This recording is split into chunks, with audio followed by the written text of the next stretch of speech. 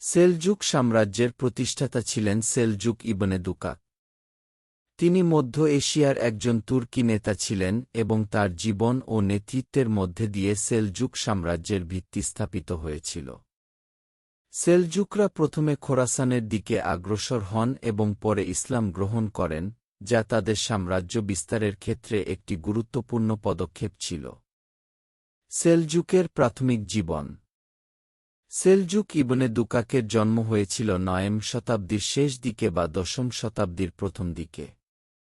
তার পিতা দুকাক তুর্কি জনগোষ্ঠীর একজন নেতা ছিলেন এবং সেলজুক কিশোর বয়সে পিতার স্থান গ্রহণ করেন। পরবর্তীতে তিনি তার অনুসারীদের নিয়ে বিভিন্ন অঞ্চলে আক্রমণ শুরু করেন। ইসলাম গ্রহণ এবং সাম্রাজ্য বিস্তার। ইসলাম ধর্ম গ্রহণের পর সেলজুকদের প্রভাব ও শক্তি বৃদ্ধি পায়। বিশেষ করে ইরান ও খোরাসানে তাদের প্রভাব প্রতিষ্ঠিত হয়। সেলজুক ইবনে দুকাকের পরে তার বংশধরেরা, বিশেষ করে আলপ আরসলান ও মালিক শাহ, সাম্রাজ্যকে বিশাল আকারে প্রসারিত করেন। তারা বাইজেন্টাইন সাম্রাজ্যের বিরুদ্ধেও সফল অভিযান চালান। সেলজুক সাম্রাজ্যের উত্তরাধিকার। সেলজুক সাম্রাজ্যের অধীনে ইসলামী সংস্কৃতি ও জ্ঞানচর্চা অনেক উন্নতি লাভ করে।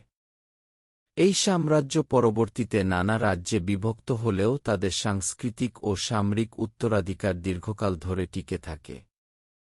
ভাল লাগলে ও এই ধরনের ভিডিও পেতে অবশ্যই চ্যানেলটিকে একটি সাবস্ক্রাইব করে যান। ধন্যবাদ।